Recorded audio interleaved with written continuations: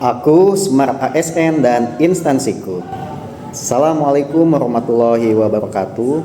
Saya Wildan Nurhamdi, peserta Latsar CPNS Kementerian Agama tahun 2025. Saya berada di angkatan 22 kelompok 4. Saat ini saya diterima sebagai CPNS di formasi guru ahli pertama, guru sosiologi di MAN 1 Subang. Selanjutnya, saya akan memaparkan profil singkat dari instansi saya dan tugas saya di MAN 1 Subang. Madrasah Aliyah Negeri 1 Subang atau yang akrab disebut MAN 1 Subang adalah salah satu madrasah unggulan di Kabupaten Subang, Jawa Barat. Terletak di Jalan Arif Rahman Hakim nomor 05, madrasah ini telah menjadi pusat pendidikan Islam yang modern, berkarakter, dan berprestasi. Sejarahnya bermula pada tahun 1978 ketika didirikan sebagai madrasah swasta. 3 tahun kemudian, tepatnya 25 Agustus tahun 1981, MAN 1 Subang resmi menjadi lembaga negeri berdasarkan surat keputusan Menteri Agama. Sejak saat itu, madrasah ini berkembang pesat baik dari sisi fasilitas, jumlah peserta didik maupun prestasi yang diraih. Dengan akreditasi A, MAN 1 Subang menjunjung tinggi visi terwujudnya insan berakhlakul karimah, berprestasi, dan madrasah yang asri.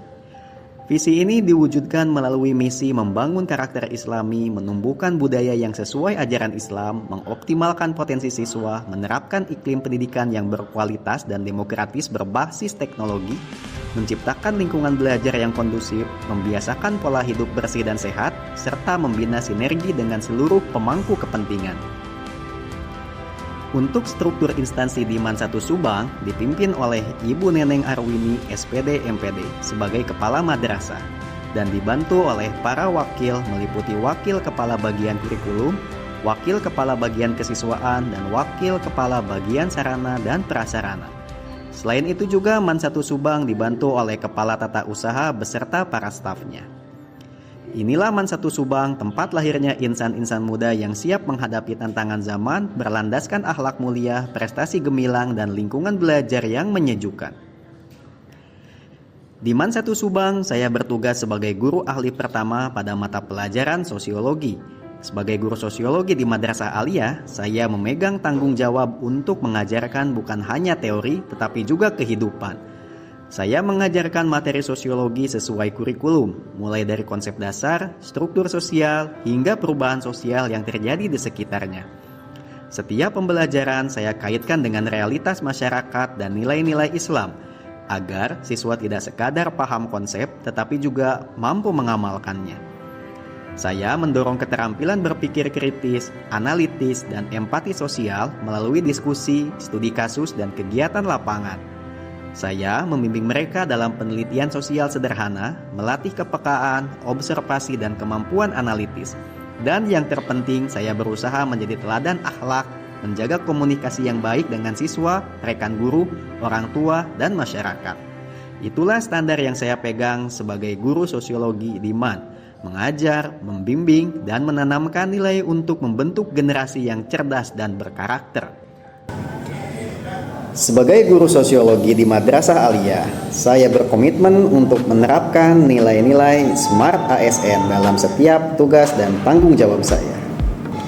Pertama, servis. Saya hadir untuk memberikan pelayanan terbaik bagi peserta didik, menghadirkan pembelajaran yang ramah, relevan, dan bermanfaat. Saya selalu siap meluangkan waktu di luar jam pelajaran untuk bimbingan atau konsultasi agar setiap siswa mendapatkan hak belajarnya dengan maksimal. Kedua, modern. Saya memanfaatkan teknologi pembelajaran digital seperti Google Classroom, Quizzes, ataupun infografis interaktif sehingga materi sosiologi dapat disajikan dengan menarik dan mudah dipahami. Ketiga, akuntabel.